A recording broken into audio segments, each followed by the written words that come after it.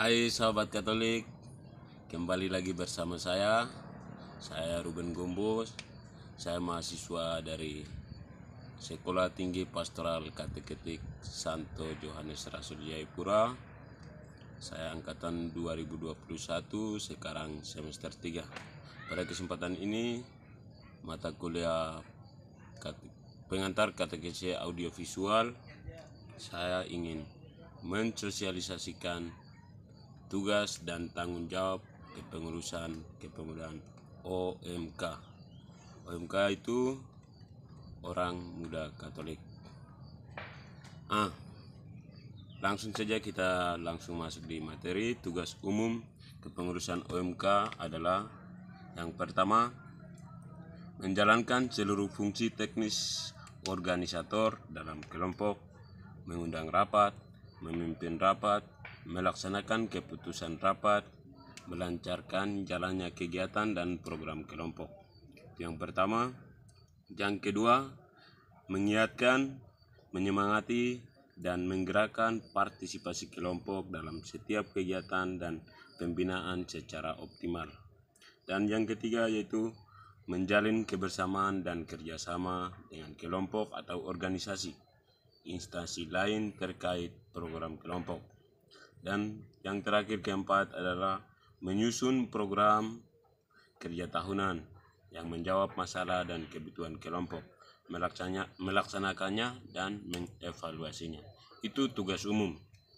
Langsung kita masuk dalam tugas dan tanggung jawab ketua. Baik, sekarang kita melihat tugas dan tanggung jawab ketua. Ketua dia bertanggung jawab, tugas dan tanggung jawab ketua yaitu yang pertama, bertanggung jawab atas semua program di setiap seksi kepengurusan. Yang kedua, mengkoordinasi pengurus agar dapat berfungsi dengan baik. Dan yang ketiga, menyusun rencana kerja bersama anggota pengurus. Dan yang keempat, menyelenggarakan dan memimpin rapat pengurus bersama dengan seksi kepengurusan sekurang-kurangnya sekali dalam sebulan, mungkin bisa 2 kali, 3 kali, dan bisa lebih dari 3 kali juga. Dan yang kelima yaitu mewakili seksi kepengurusan dalam rapat Dewan Paroki. Dia ikut berpartisipasi dalam rapat paroki. Dan yang keenam, mewakili seksi kepemudaan, dia untuk berhubungan dengan pihak luar paroki dengan sepengetahuan Dewan Paroki. Ada apa-apa kegiatan di luar paroki, dengan sepengetahuan paroki atas izin pastor paroki, dia bisa keluar ikut bergabung. Dan yang ketujuh, menjalin hubungan baik dengan pihak orang tua OMK, para umat atau anggota OMK semua. Dengan orang tua dia harus menjalin hubungan baik antara satu dengan yang lain. Dan yang kedelapan terakhir adalah bersama pengurus pada periode berjalan melaksanakan pemilihan calon pengurus baru. Sekarang kita langsung melihat di tugas tanggung jawab Wakil Ketua 1. Wakil Ketua 1 dia bertanggung jawab, yang pertama, tugas dan tanggung jawab yang pertama, membantu ketua dalam mengkoordinasi semua kegiatan yang berhubungan dengan pihak internal paroki, termasuk teritorial dan kategorial. Yang kedua, menjalankan tugas dan tanggung jawab ketua saat berhalangan sesuai dengan delegasi ketua. Dia bertanggung jawab saat ketua ada halangan apa-apa begitu, dia salah satunya untuk pengganti ketua. Dan kita langsung saja melihat tugas dan tanggung jawab sekretaris. Sekretaris dia punya tugas tanggung jawab yang pertama, membuat notulensi dalam rapat. Dia harus menulis, mengetik, dan lain-lain. Terus yang kedua, membuat korespondensi atau surat menyurat kepada pihak-pihak yang terkait.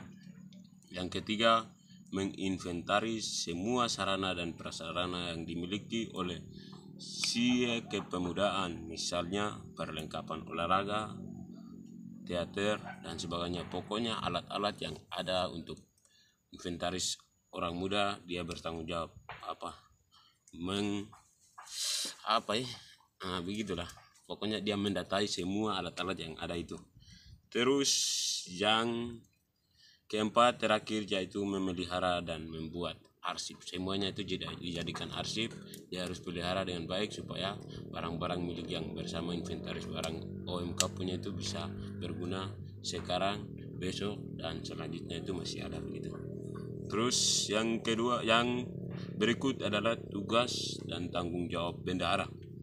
Bendahara ini orang yang paling bahaya. Yang pertama, memegang anggaran rutin bulanan. Dia pegang uang. Yang kedua, mengeluarkan uang sesuai dengan anggaran seizin dari ketua, sekretaris, dan dia harus keluarkan itu atas izin ketua. Dan yang ketiga, membuat laporan keuangan untuk disampaikan kepada dewan paroki, dewan pengurus stasi, dan lain-lain.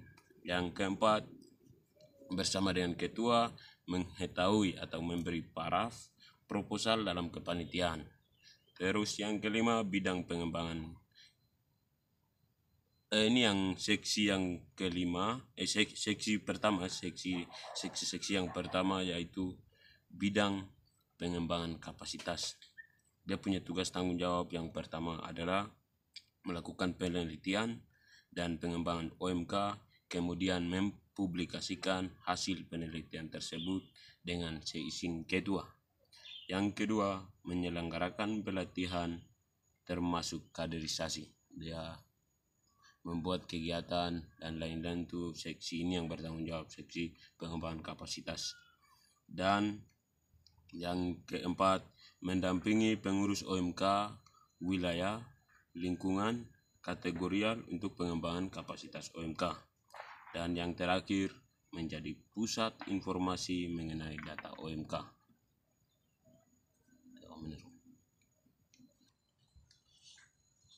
Baik, yang bidang yang kedua yaitu bidang kerohanian. Bidang kerohanian ini mereka punya tugas dan tanggung jawab. Yang pertama adalah menyelenggarakan program-program rohani untuk pengembangan iman bagi OMK. Misalnya retreat, rekoleksi, pendalaman iman, kor, siara, seminar, dan liturgi. Seminar liturgi maksudnya. Baru yang kedua yaitu orang punya tugas tanggung jawab dari seksi atau bidang kerohanian ini. Yang kedua itu membuat jadwal tugas liturgi OMK baik di wilayah, lingkungan, kategorial apabila mendapat jadwal tugas di paroki. Bidang yang ketiga yaitu bidang kreativitas dan seni. Bidang kreativitas dan seni mereka punya tugas tanggung jawab hanya ada satu, yang lain juga banyak, tapi di sini saya hanya pilih satu, yaitu mengkoordinir kegiatan kesenian, misalnya vokal grup, tari-tarian, drama atau teater, dan lain-lain. Bidang yang keempat yaitu bidang sosial atau kemasyarakatan. Dia punya tugas tanggung jawab ada 3, yaitu yang pertama, menyelenggarakan dan menggerakkan program-program sosial OMK baik di internal maupun eksternal paroki. Yang kedua, menghidupkan kembali dan mendorong semangat OMK untuk kepada sesama sebagaimana cara hidup gereja perdana. Dan yang ketiga, menjalin komunikasi relasi kerjasama OMK lintas agama. Bidang yang berikut yaitu bidang teritorial. Bidang teritorial dia punya tugas tanggung jawab ada 3. Yang pertama, membantu Wakil Ketua 1 dalam mengkoordinasi semua kegiatan yang berhubungan dengan pihak teritorial.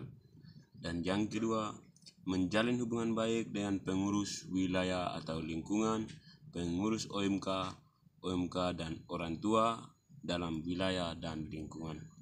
Yang ketiga, mengkomunikasi program kerja dari seksi kepemudaan kepada wilayah dan lingkungan, begitu juga sebaliknya.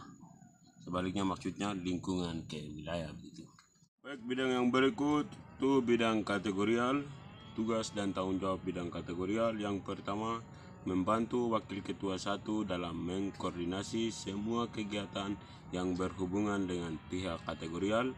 Baru yang kedua, menjalin hubungan baik dengan pengurus OMK dan orang tua dalam bidang kategorial. Yang ketiga, mengkomunikasikan program kerja si kepemudaan kepada kelompok kategorial, begitu juga sebaliknya.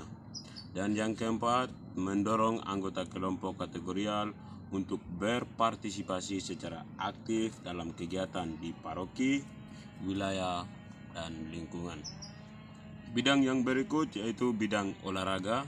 Bidang olahraga dia punya tugas tanggung jawab yang pertama mengkoordinasi semua kegiatan olahraga, misalnya latihan core dan pertandingan.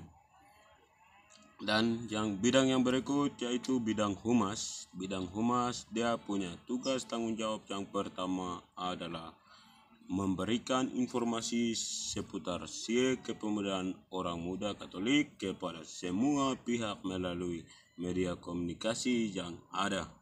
Dan yang kedua, membuat berbagai media, sarana komunikasi, misalnya website, email, SMS, via WA, YouTube, Facebook, dan lain-lain.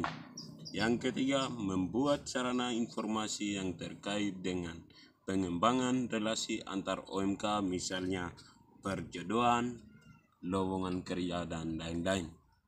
Baik, terima kasih. Itu seputar informasi tugas dan tanggung jawab seksi kepemudaan atau orang muda Katolik dalam gereja. Kurang lebihnya mohon maaf. Sekian dan terima kasih. Wah.